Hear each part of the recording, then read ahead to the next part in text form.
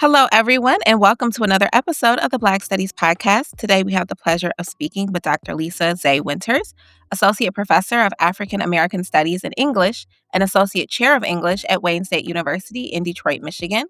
Currently, she is consumed with the day-to-day practices of mothering a Black girl in the time of now, and her current research interests center on Black motherhood and Black radical love and the possibilities therein for imagining and enacting freedom for Black children. Her most recent essay, Fugitive Motherhood, Maroon Revisions, and Otherwise Possibilities in William Well Brown's Clotel, or The President's Daughter, examines Brown's theorization of the ontological labor of enslaved mothering and the revolutionary possibilities of fugitivity and marronage for the fugitive mother Clotel. Zay Winters is the author of The Mulatta Concubine, Terror, Intimacy, Freedom, and Desire in the Black Transatlantic. Hello, Dr. Zay Winters. Thank you so much for being here. Thank you so much for having me. Hi, Ashley. Well, I want to give you back as much of your summer as possible. So I'm going to dive in with the first question. So, how did you get into Black studies as a field, and what keeps you committed to that field? Okay, so yes, I am through and through African American Studies. My BA, MA, and PhD are all in African American and African Diaspora Studies, all from Berkeley. So I would say, though, like just when I was thinking about this question, it's really pedagogy drew me in because when I started as an undergrad, I actually was planning to be a poli-sci major because my parents used to get like Time magazine and there'd be like all these wonderful stories about stuff happening around the world. And one of the writers had a degree in poli-sci. So I was like, that's how I can do this thing that I think I'm interested in. And that quickly, I took a poli-sci class and that was not what was for me.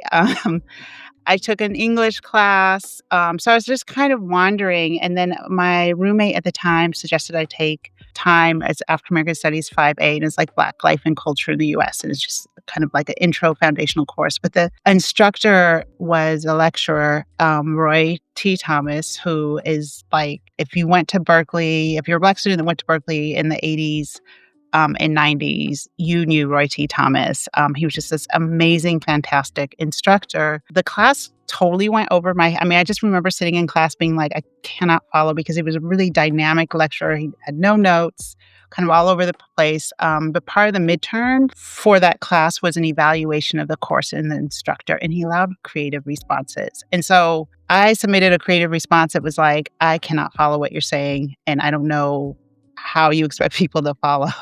I don't think it was that kind of confrontational, but I was just like, I don't know what I'm doing. I really struggled my first couple of years at Berkeley. And I was an extremely shy and introverted person, and we had to do a presentation for his class. And so he was the lecturer, the professor, and then we had TAs in small sections. I did not want to do. I was trying to get out of that. I was like, I cannot do a presentation.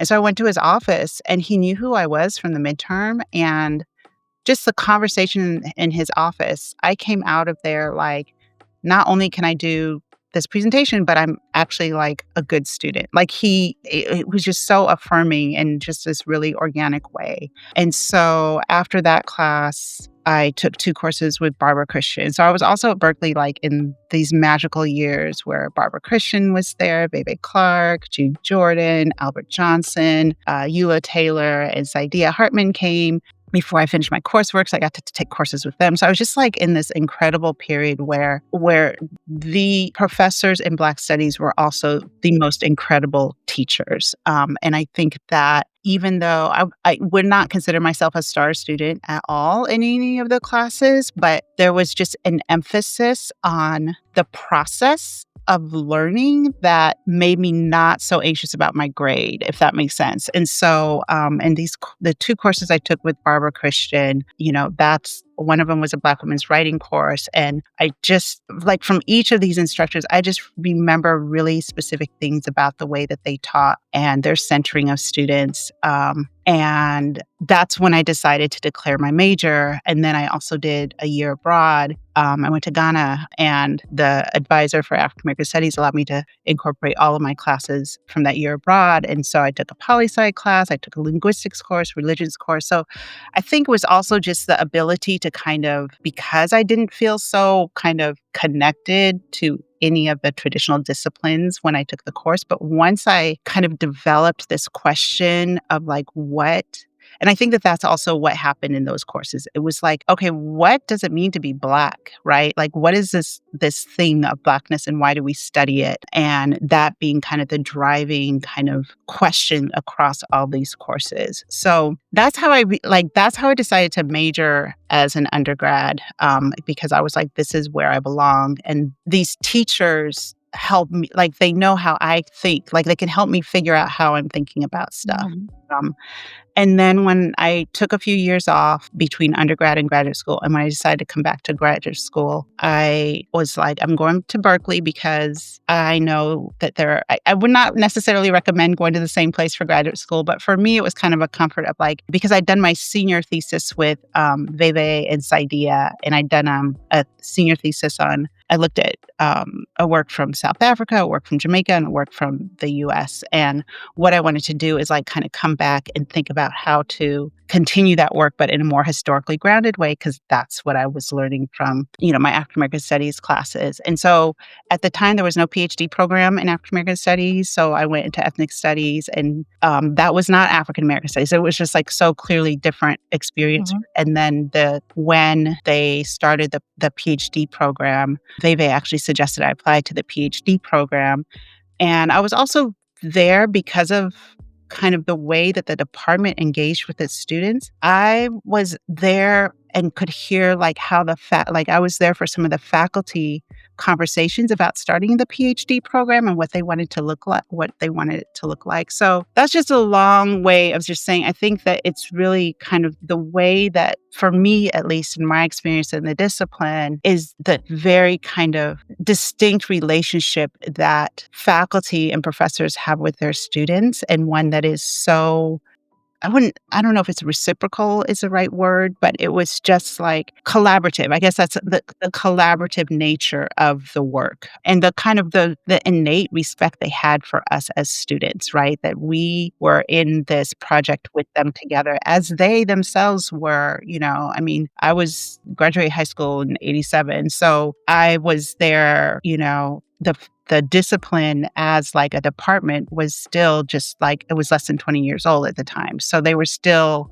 and the folks that were teaching were some of the folks that had helped found that department. So yeah, I think that that's what it is. It's just that kind of commitment to the project of learning and kind of like being open to possibility that keeps me in the field.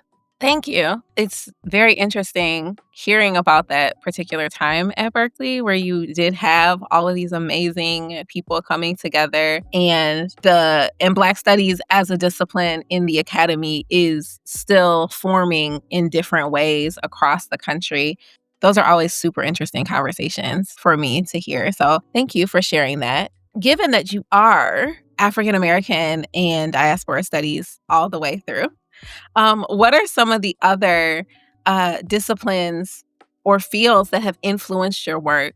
Um, and I think, especially when thinking about your book, The Mulatta Concubine, methodologically, right? How do you excavate the not just the stories, but the positionality of someone who's considered to be mulatto in a particular time across multiple locations? I'm really interested to hear a little bit more about that. Yeah. I mean, the disciplinarity question is always a really challenging question for me.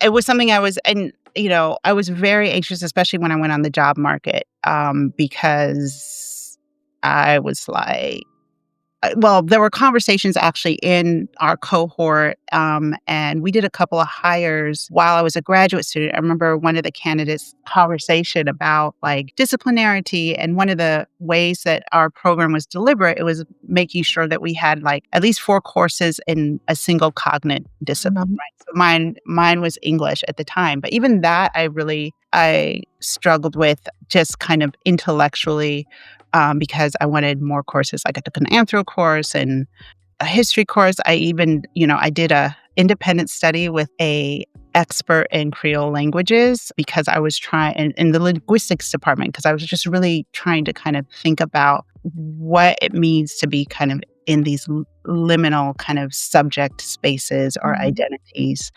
And so, on one hand, because, I would say the most formative courses I took as an undergrad were with Barbara and Veve. So they were both. So Veve's had a PhD in comparative literature, but also anthropology. Like she was just like amazing. And as Barbara, her PhD was in English. So even though they came from traditional disciplines, they were deliberately in an African American studies department. And so the way that I learned to think about and read literature, I would say was different. And even talking to some of my friends who did their PhDs in English at Berkeley, and took courses with Barbara as well and Veve, like it was just kind of a different relationship to kind of how you think about writing and the work and kind of ideas around, like, for example, like testimony or witnessing, right? And so I think that and also it's the question that drives, it's not like the methodological apparatus that drives like my work. And I think, a lot of folks who are trained in African American studies, like all the way through, and I have a few friends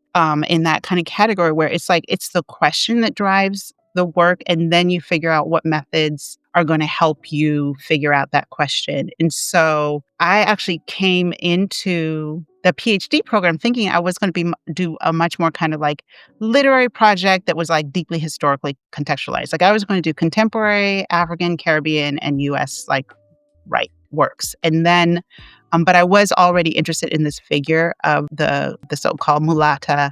When I came in, I'd done my senior thesis looking at like biracial, like it was Bessie Head and Michelle Cliff, and oh my gosh, I'm having that moment. It's going to come to me later. But like looking at very kind of disparate, like kind of fictional narratives that featured mulatta or mixed race woman protagonists. So I was going to do this contemporary thing. And then I remember, it's just so, again, the moments are just so vivid. Like I was sitting in Veve's office. So Veve was like my mentor all the way through to her passing. But we were just talking and I was like, just kind of trying to figure this question out. And I had already started thinking about like the figure of Erzulie as kind of this idea or representation of mulatto that comes like from within Black traditions. And it's something that's kind of like handed and then kind of revised or what have you. And then she just pulled out, like she had like this little tour book to Senegal that she'd gone to Senegal in 1970. And it was in French, and that's a whole nother conversation. But that is part of this conversation, I think, because,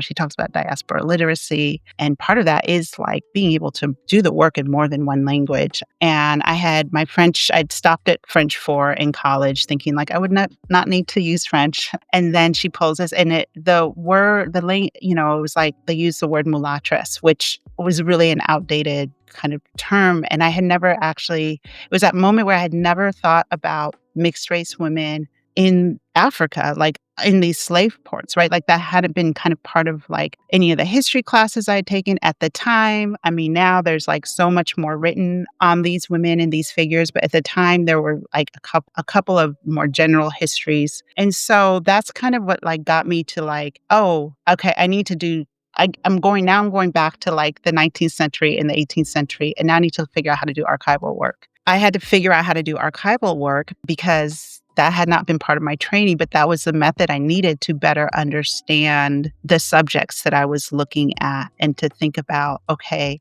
And again, coming from literature, I guess that's the other part. It's like coming from literature, it's like I'm drawn to like what's the written account, but I don't have first person written accounts by the seigneurs, for example, at the time, and then likewise, had started working on, well, actually that initiated my kind of comparative, like, well, what if I do kind of a comparative thing between the seigneurs in Senegal and the quadroons in Louisiana. But again, that was all very much, my initial work was like on representations of them by white writers. And that's, to me, is not the Black Studies project. So I had to kind of figure out, okay, how do I get to trying to think about how these women experienced their lives and how do I think about them as diasporic subjects? So my book, like, I think there's only one literary work that I like briefly look at towards the end, but I'm in an English department. That's where I had to come up for tenure. And so I think that, like, it's just, I don't know how.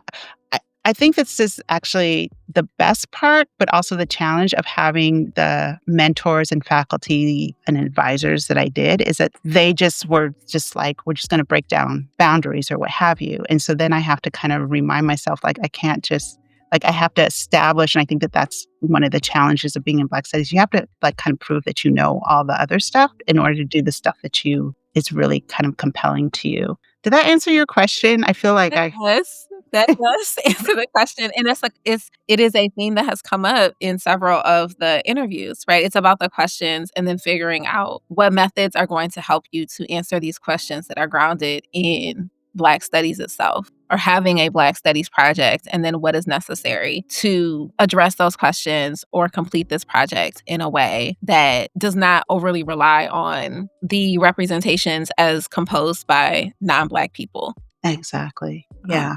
so yeah, no, that makes perfect sense. And I think that the breaking down of boundaries and then the necessity of knowing so many other things really makes being in Black studies challenging.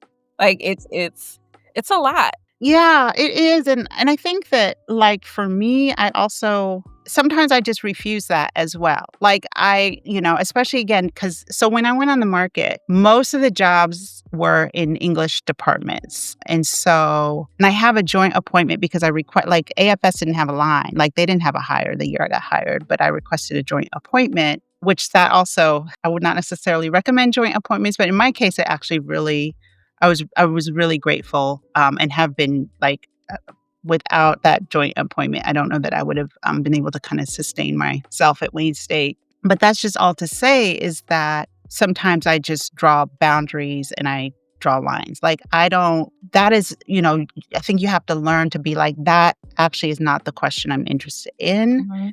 Not feel like I remember, doing my job talks, like, people always, because I was talking about ideas around desire in my job talks, and I was particularly looking at this 1859 narrative by Eliza Potter. So I talk about that in, like, part of my last chapter of the book. But, like, I remember getting questions about, Freud and Derrida. And I was like, they're not interested in the questions that I'm trying to work out. And it was very scary because I was like, so they're going to ask me a question that I don't know the answer to, or I haven't read this thing. But then just kind of being clear is like, I am reading widely, and we have to read widely, but we can't possibly read everything. Mhm. And that's okay because the other folks also don't read everything and they don't read what we read, right? So I think that there's just that kind of fine line in terms of, like, that rigor is absolutely important. But I think part of that rigor is also having very clear boundaries on not having somebody take you away from this specific kind of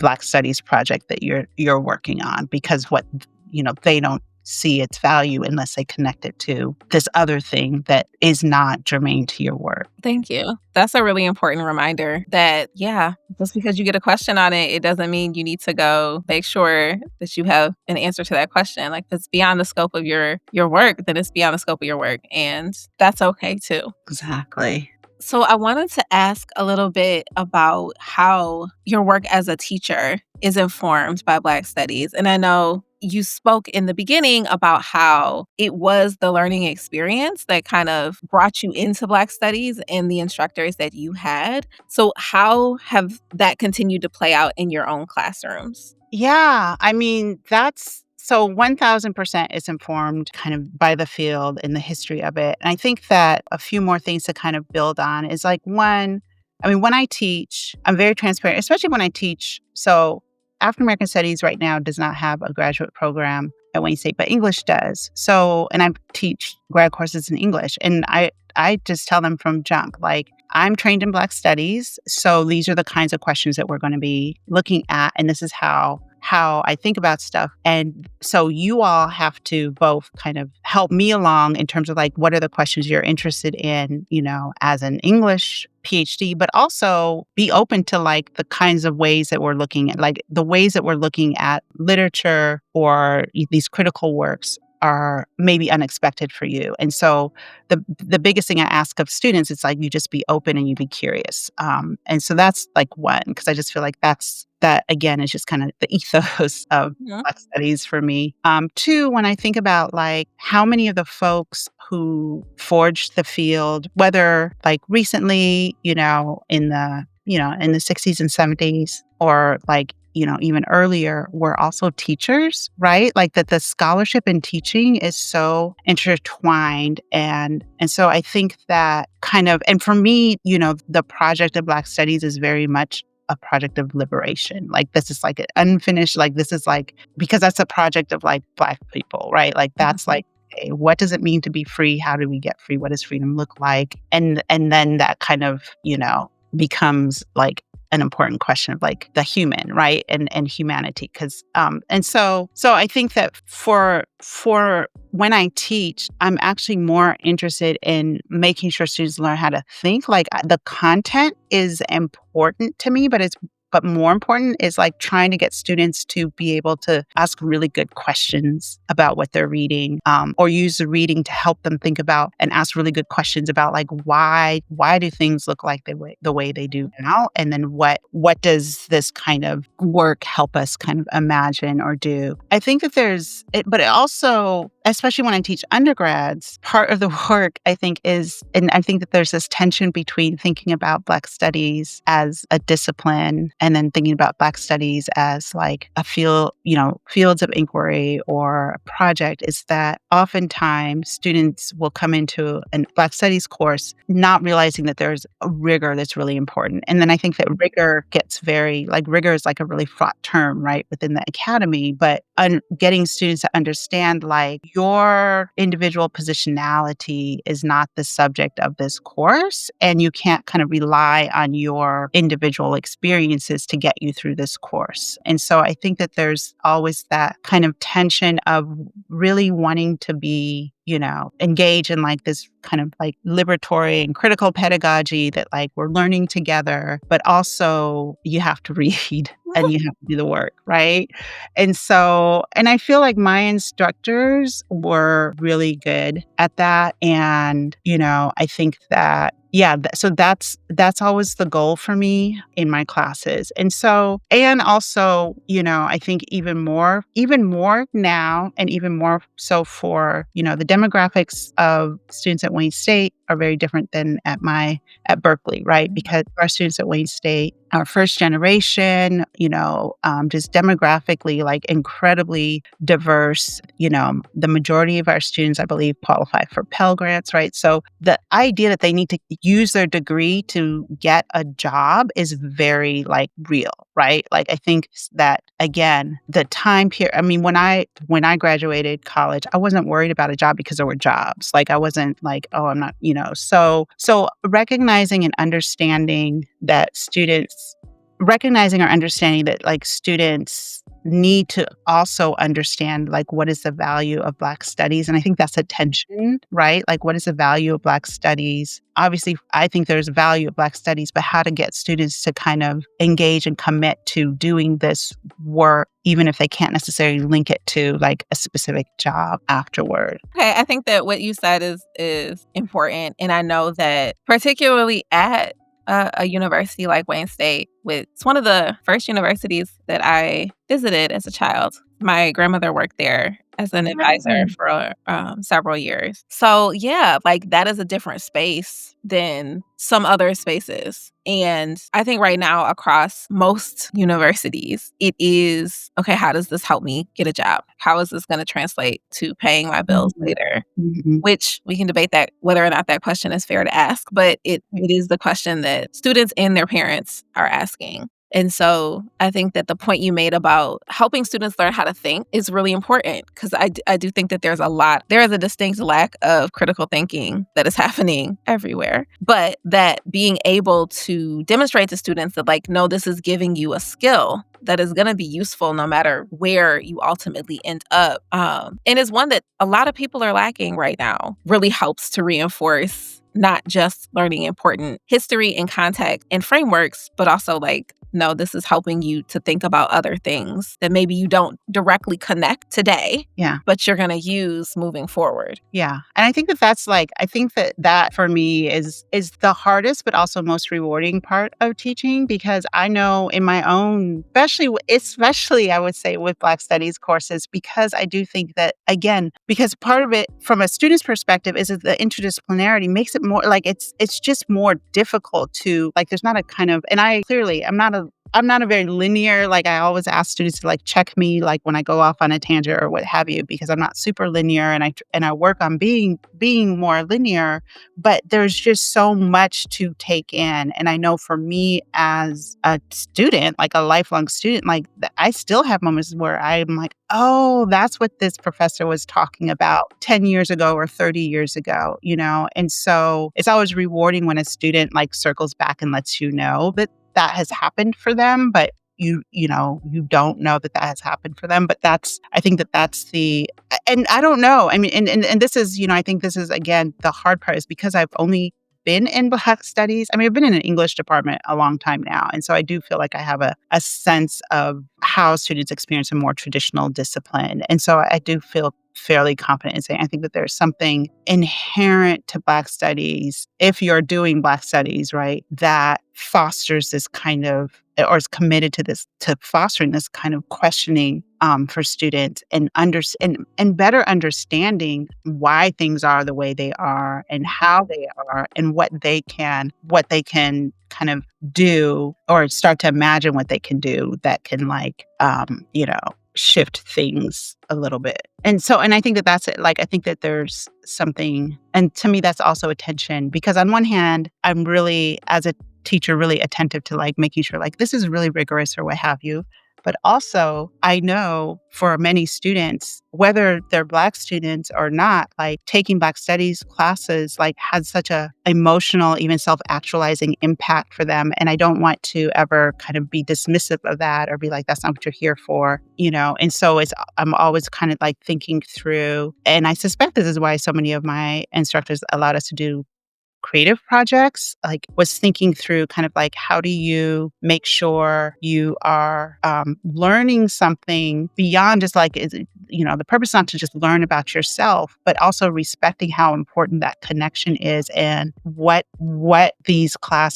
how these classes can affect students. And so that's always something I'm kind of, especially being in the humanities, and I guess maybe this is where, like, my discipline, like being closer to English, for example, because, like, I have friends who are historians, and they're like, I don't want to know what the students think. Like, this is what they need to understand, And I'm like, I actually do want to know how they're responding, because that's part of the humanistic part of the work that I'm doing. But again, within kind of constraints and limits, because I neither have the capacity nor the expertise to, like, hold everything that the students are going through, but figuring out how to work that into kind of, their analysis of the readings we do, for example. So. Thank you. I think that, the dual outcomes, I guess, of, like, taking Black studies courses for so many, particularly Black students, being able to have a personal connection to research in a way that might not have been possible prior to that. But also, like, there are these things that we do want you to learn and know and take away from this class that are concrete things to learn and know. I do. Yeah, that definitely speaks to not just the interdisciplinary nature but that the humanistic connection. Yeah, and can I say one more thing about that? Because what you just said, I mean, I think that there's also kind of, I feel like this speaks to the integrity of Black studies in a way. And I'm just thinking this out loud right now, but, like, because all work, right? Like, and so this, I mean, we've had these like arguments like in the academy before about like objective versus subjective, right? And so like students like choose their majors and choose their courses based on like their personal interests, right? And like their personal connection. And I think that I feel like Black Studies has an integrity around that kind of transparency of that, right? So that so many Black students take Black Studies courses to find, I mean, they're like, I need to like find out how I fit in or find a connection or what have you. But all students are doing that in their readings and works. I mean, I remember teaching a senior seminar in English. It was on Black women's writing, and I think it was like health and healing narratives or something like that. But I don't remember the content exactly, but I do remember two white male senior English majors who like came to me, and they, you know, to their credit, they came as respectfully as I think that they could, and they were like, we want to make sure we do well in this class, which is always, you know, but they were like, we are concerned because we don't know if we can kind of relate to. We're worried about saying things in class, and we don't know if we can relate to these writers, you know, because we're used to being able to relate to the writers that we read. And I'm looking at them, I'm like, so you're saying you have something in common with like, you know, Melville? Like you relate to Melville, like from another period, another historical period, than you would to like a contemporary, like, and trying to get them to kind of like rethink that, and what that means, right? Like, what does that mean to like relate to a work or what have you? But it just struck me because as you were talking, it was like, yeah, students, you know, they take Shakespeare because something in Shakespeare speaks to them, and they want to do the early modern period because there's something, you know, really important to them about that. And we pretend that that's a different thing than Black students wanting to take a Black Studies course because that's a place where they feel a connection to the work. And I feel like that I just encourage students to take the courses that are really interesting to them because they'll get the larger kind of thinking skills if they are actually interested in what they want to do. I appreciate you sharing that example. It immediately made me think, which I don't know if I would have actually said this or not, but like, okay, if that's how you feel, right? Like if you can better relate to Melville or Shakespeare, what do you think that experience has been like for people who weren't white and male in every other class? Like, I said that too. I did. I said that. I was like, and they just kind of were like, yeah, I said that too. Because I mean, I have had moments like that where I just say the thing before thinking to the student. And I'm like, oh, maybe, but then, you know, and I don't know if it affected them or whatever, but that was it was like, how do you think imagine how your peers have felt sitting in these classes where they never read anything by somebody that even looks like them. And so they didn't have much to say. Yes. yeah, I mean, I think that once again, it goes to like getting students to think and ask questions that maybe they haven't thought about before. Because the expectation that the readings on a course list are going to reflect you or your expectations of what writers look like or researchers look like, and you're going to see yourself in that is an experience that for the entirety of the academy has been primarily white and primarily male. And so to be in a one class where that's not the case and that freak you out is, I mean, it's not unexpected, but it is interesting to have actually voiced that. Wow. Yeah. And so, I mean, and I always wonder, like, what is it? Because I think that students have different privileges that they come and different entitlements, and which students feel they can say which things to which professors. I mean, I remember being, as an undergrad, being on campus and hearing somebody call one of the Black professors, like, by their first, like calling them, like it was an undergrad student calling them by their first name. And I was like, what? Who does that? Right? Like, because I know that they don't do that with their other instructors. I've had conversations like that with my students too, yeah. And so, but I think like just what you were saying also makes me think about the institutionalization of the field and the way, you know, and I'm always kind of trying to think through and talk about like, what does it mean to study like somebody as canonical as Douglas, right, within a Black Studies course or even just a Black literature course, as opposed to in like an American literature course, or like what does, you know, because I think people have an idea sometimes that like so many Black writers are now canonical in the English department. Like, why do we still have these Black Studies department? And I'm like, it's 2025 and I still get students, undergrads and grad students, who come to my class and they've never even read like the most like Douglas, Jacobs. I teach a lot of 19th century stuff in their English careers. And so, or if they have, it's been an excerpt, or they don't have an understanding that these writers were writing in community with other Black writers. They place them in different literary contexts and communities, which, you know, fair enough, except you can't like exclude like other Black writers from thinking about that. So that definitely goes to one, the next question that I was going to ask you, but it responds to a question that John frequently asks in the podcast episodes that he does about like, do we get to a point where like Black studies on its own is going to be no longer needed? And it's like, well, nah, because we still have a distinct lack of exposure, just bare minimum exposure to works that were done by Black people. And then that is nothing to say of the questions that are being asked or the framing that's being provided or the ways that these things are being taught, whether that's from a Black studies or even a Black-centered perspective exactly. in these more traditional disciplines. Yeah. Yeah. No, exactly. I mean, that's yeah, because I listened to some episodes of the podcast, and that question is always interesting to me because, again, coming from Black studies as my kind of intellectual training and having friends who I consider like doing Black studies work, but they came through traditional disciplines, and hearing kind of their stories of like encounters with the work in some of the more kind of, you know, so-called traditional English courses is just, I don't know that the goal is, and it's so hard because then you have to deal. And I think that this is actually something, when you asked me earlier if there were other things, like thinking about where we do Black studies, right? And thinking about like doing Black studies at a place like Wayne State, for example, versus doing Black studies at like Harvard, right? Like those are two, like, and kind of the institutional kind of relationship and the way that the institution values the department or not, and how, you know, the kind of resources accorded, because that is also part of the question of like, you know, what does it, like, do we want, to me, the goal, I mean, I guess I could put it in like like the goal is not for like Black studies to be assimilated into traditional disciplines, because and I think it no longer becomes Black studies. And you also want traditional disciplines to do a better job. Mm-hmm.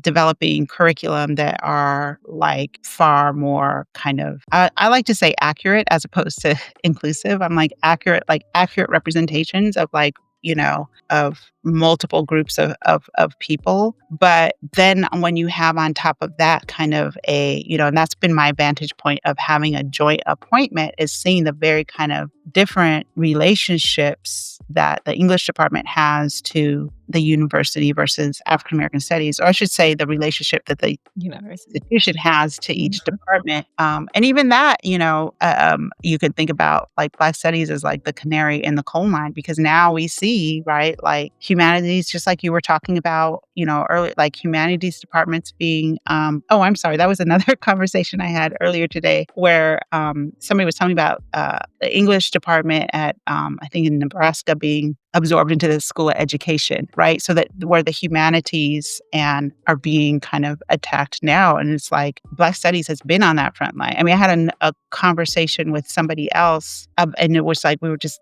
I don't want to say too, but I'm like, I don't want to identify the person. But one of the things I said, because they accused me of being like combative in this institutional setting, and I was like, this isn't combative. Like Black studies always has to fight for its right to be. So to me, that's how I have to engage in the institution. And this person was coming very like STEM field, right? And I was like, you don't ever have to like justify your existence, your field of study, your object of study. That's all we have to do. So, and that's another layer of our scholarship, right? And especially in institutions that are not necessarily the flagship. And not to say it because I know they have their own struggles, but resources can be very, what's the word?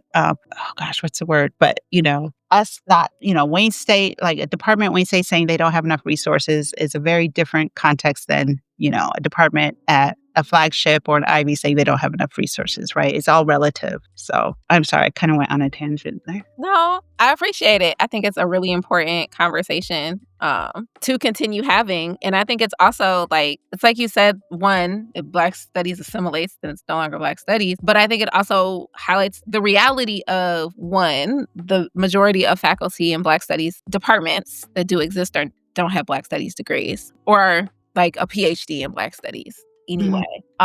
And also there's a lot of Black studies work happening in other disciplines. People are doing those projects. So it's not like there are these hard boundaries around like who can do Black studies, who is doing Black studies, and what that looks like in a particular place. All of these things can exist, but there is something distinctive about a commitment to projects rooted in Black studies itself, regardless of what your disciplinary training is or where your tenure line might be. Yeah. And I think especially when you think about curriculum and thinking about like just the establishment of Black studies departments in the first place, right, was very much about like students' curricular demands for like courses in Black studies. And so, thinking about like the work that needs to be done both kind of within institutions and, working against kind of siloing like African American studies departments, but also kind of thinking about, and this is something that we've been working on in various ways at Wayne State, like it's like thinking about like providing students even kind of a snapshot of okay, here, if you're interested in Black feminisms, like across the university, here are the courses that are being offered this semester, and trying to work against the institution's kind of efforts to silo departments and humanities. And I think this is something that I've just realized more as I've taken on this administrative role is like, where's the communicate? Like, there needs to be much more collaboration across departments, in spite of the institution trying to kind of divide and conquer, I would say, like, especially around, resources. And so to think about, okay, what are the kind of collaborative ways we can work and support this department, but more so importantly, support our students who are interested in taking these kinds of classes, whatever their major is, but also trying to get more majors. Right. Trying to get more majors. That is always a project. Yes. So you've touched on so many things, and I'm very grateful for that.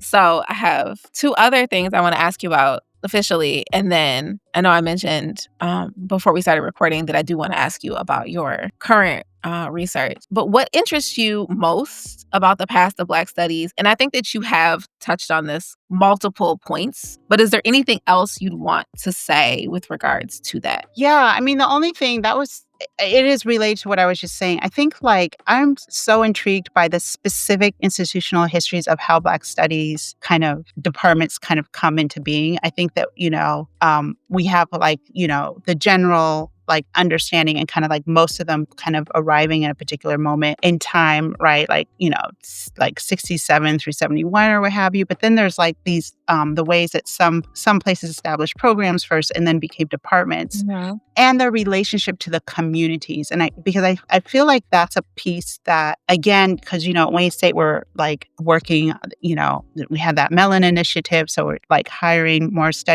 scholars in Black studies across the curriculum. And also they're working on establishing a Detroit Center for Black Studies. And that's one of the kind of constant themes in the conversations has been like the relationship to the communities. Always like to be like communities, they're Black communities, right? But to kind of think about like how these like I guess really understanding, I would love to like see like if we have like almost like an encyclopedia, like comprehensive history of like every department and it's kind of how did it come to be situated the way it is and what's even its, I know that one of my friends from graduate school, Erin Winkler, and she co-wrote an article where they just basically surveyed Black studies departments and their nomenclature, right? And like, how did that come to be? But I think that it's really kind of thinking about like what's come up in those. And then part of what I've been kind of talking about, I think with students is like, how do people outside of the folks doing Black studies understand Black studies? What do they think Black studies is? And I think that that's a really important question considering that Black studies came from outside, like, the academy, right? And the push was from students, but also community, folks in the surrounding, like, the local communities to the various institutions. So I'm just really I would love to, like, kinda see those kinds of history more of those histories than we already have, and then think about how does that kind of help us kind of think how to work more collaboratively, I think, across institutions and not just within institutions, and with communities outside the ivory tower to strengthen the relationship and the project there. I agree. I think that that would be one really interesting to learn about those different, but strengthening the collaboration both inside and outside the institution. I think is not only like super important, particularly right now, but it does reflect the original founding or the original institutionalization of Black studies in a way that can be blurred or overshadowed Mhm. by the demands that institutionalization brought to the field and those who work in the field in the institutions. So, Yeah. okay. So that said, which I guess kind of plays into the same thing, but like what interests you or excites you most about the future of Black studies, or even like what questions, topics, places should we be going with the field?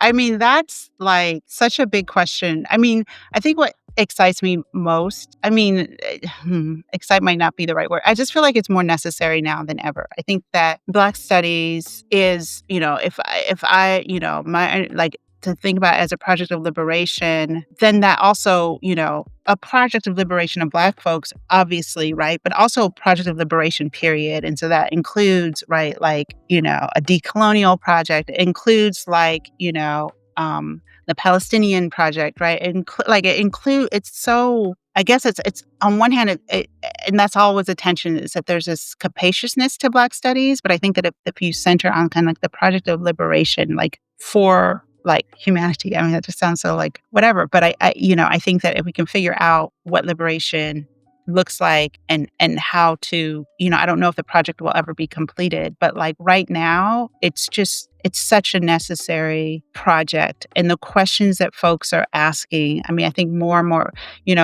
it's like there's both kind of a intimacy to the kinds of, for lack of a better word, of questions that people are asking, like about like very kind of like specific, like, yeah, think about, I mean, my work, but like Jessica Marie Johnson's work, right? Or like within, especially like slavery studies, like the questions of like, freedom practices or the archive or what have you. But then there's also like there's like, I really am appreciating the more kind of global Mhm. conversations and work that's happening to really kind of think about the interconnectedness between, yeah, the liberation of Black people, for example. And this is not new also, right? Like this, and I think that that's also like this work is like this work of thinking about the Black experience within a global context and thinking about liberation within a global context is like centuries old. And so I think it's just trying to figure out what there's, but there must be something we haven't figured out yet because we're still not free. Like that's, and so I think that that's like, I think that, yeah, I think that that's what's exciting to me or intrigues me is like, how do we kind of figure that out and what have we not figured out? And I do think that there's also just been such a proliferation. I mean, when I was an undergrad, it was like a handful of like, books on like like enslaved Black women, right? Like, and now it's just like you can't even keep up with the scholarship that's coming out. And so I think that that's also maybe an important kind of thing to think about is like how do we keep up with each other and keep up with the work and the writing and the research in a way that moves us towards this project, because it's just I mean, just the proliferation is like amazing work in just like the last 10 years. Yeah, so I'm just excited to see where folks go with it. Yeah, I mean, I'm 10 years behind in reading, so I can't. Yeah, yeah, how to keep up with the reading is that is the question. Yeah, that I will agree. That is the question.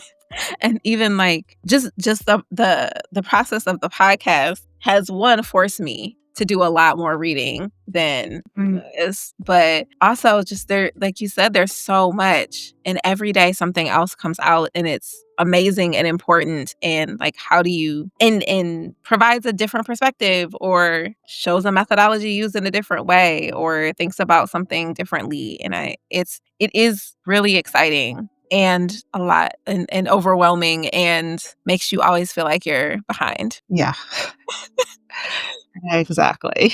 So, in connecting to that, right?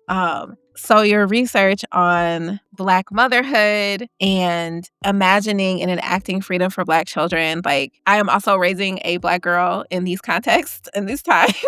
So I'm Yeah. really interested in what your research is finding, what are you coming to, what are you thinking about? Because it is a particular time to be raising Black children and in particular ways to be raising Black girls. hmm Yeah. I mean, this project has been germinating for like several years. I kind of, like after I finished my first book, I was just like, kind of, just how you feel after finishing. And the book came out, and I was just kind of, thinking about what I wanted to do. And I also was in the throes of like, I mean, that was like 2016, right? So that was just like the moment of like, I mean, just whatever all of the media was just bad about like children and Black children, and my daughter was already kind of asking questions, and she was only like 5 at the time, and so that's kind of I was just like, okay, so how do Black mothers do this, right? And then really thinking about how enslaved Black.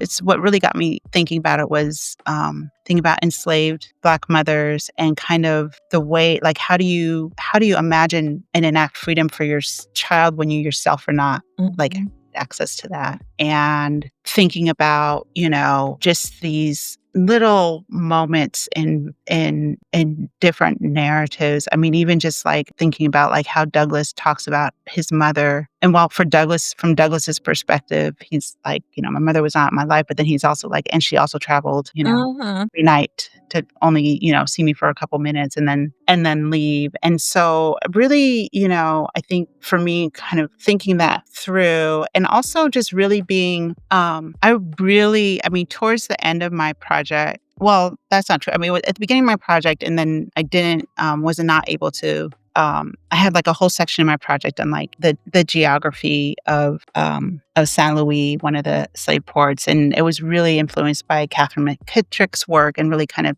thinking about like geography, like revising geographies, right? So yeah, I'm just kind of trying to think about like how like the relationship between kind of like where you are in place and how you imagine freedom and enact freedom. Jennifer Morgan's work also like hugely influenced. So I mean, her piece on Partis Sequitur Venom, like how enslaved women during the colonial period, like she's like, these are theorists of freedom, right? And so really kind of thinking through that, but doing it started out like I wanted to. I'm focused on representations by Black writers of enslaved motherhood, and so I'm looking at both contemporary slave narratives, like I'm thinking about the Underground Railroad and a Mercy right now, where Black mothers are not necessarily like this overriding presence, but they are this kind of haunting presence. But then looking at 19th century and kind of representation. So like my piece on Clotel, just kind of thinking about the 3 generations of women in there and kind of how they imagined freedom for their daughters and the different kind of limits and possibilities of each way of imagining freedom. So I think I'm just, honestly, like the project is very much like how do we do this now? And that, it's a very, what what our children have that, is access to social media. So that's like a whole nother thing. But yeah, just trying to think about like how do writers kind of think about mothering, but also thinking about the daughters and the daughters' kind of experiences of mother. So yeah, it's like very in the kind of initial stages of just trying to kind of they're just, and so again, this is like how the methodology, right? Because they're like, okay, my question is like, okay, how do Black mothers enact freedom for their children when they themselves are not free? Mhm. So what are like the places I can look to? So one of the places I can look to is, literature in terms of kind of like, and that adds another layer of like, how do Black writers imagine, right? Black mothers imagining freedom. But then there are also kind of like the first person, like I'm looking at Jacob's narrative, right? So that's another place. But I'm also thinking about kind of contemporary experiences of mothering of Black children and kind of like the ways that, I don't want to say this, the ways that, like, what options do mothers have in these particular moments where their daughters encounter the police? And how does that kind of play out? So, yeah, I guess, I mean, that's just my persistent question is like, and I guess that's the other question is like, how do you raise a free Black child, right? Like, you want your child to feel free and just be able to be ordinary, and not have to kind of think through all these things. So, yeah, I'm very, very early. So the Clotel piece is like one piece. And right now I'm trying to work on something with the underground and a mercy, because in both those cases, right, the daughter totally misreads the mother's efforts to protect her. And so I'm just trying to kind of think that through and see what it helps me better understand about what are the possibilities for raising a kid in this time and now, because it's so much. I don't know. How old is your daughter? 12. Okay, yeah, mine is 14. It's yeah, A lot. yeah. There's this passage in Sula that I'm trying to work through too. It's like when Sula overhears her mother. So and that's what I was focusing primarily on, enslaved motherhood. But there's this passage in Sula that this thing with Sula I'm really trying to work through, where Sula overhears her mother say, "I don't like her," and it just kind of, that's like a catalyst for so many things. And what does that mean to read as a daughter versus like now rereading it as a mother and kind of Mhm. thinking about what that means. So, yeah. Fortitude for the 12-year-old, 13, 14 years. Yeah. Well, thank you. I am interested to see where that goes and what you are able to the takeaways that Black mothers can use in these moments. Yeah. Oh, and I'm like, Sarah Kaplan. I haven't read her work yet, but Sarah Kaplan had a book that came out a couple years ago that looks at motherhood, and mostly in contemporary literature. So she's looking at Toni Cade. So I'm looking forward to reading that. I mean, there's a lot, and that's the other thing. And I think that that's where there's so much out there on Black motherhood. Mhm. Um, but again, for me, it's like there's this question that I haven't sorted out, and maybe it's already been answered. Maybe once I catch up on my reading, I'll be like, oh, I don't need to do this work. But I hope that's not the case. So, yeah.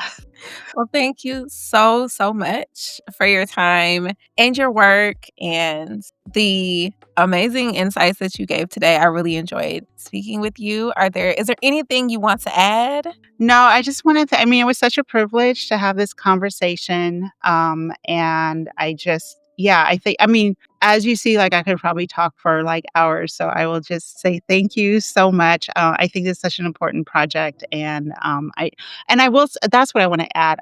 One of the things I appreciate, like when I was, is that you are like, it's such a breadth of different kinds of institutions that you're at, like community colleges and, small liberal arts colleges, and I think that that's really like, I hope that like folks are really kind of listening across the thread. Cause I think like, and maybe you'll have somebody else, like, I think that that's a whole conversation just to talk about like just the daily mundane work of running a Black Studies program or department and all the kinds of institutional things you have to deal with. And and then how does that kind of affect the ways you're able to do this project? But I will just put that out there for food for thought for somebody else to answer. So, yeah. That's a really good thing to consider. Like, what does it look like to do this work across different spaces? The like you said, the day-to-day of this work across different spaces. Yeah, no, Yeah. absolutely. I mean, I have friends who have never had a sabbatical, never gotten a right, and they're doing that. Like, so I just think it's just like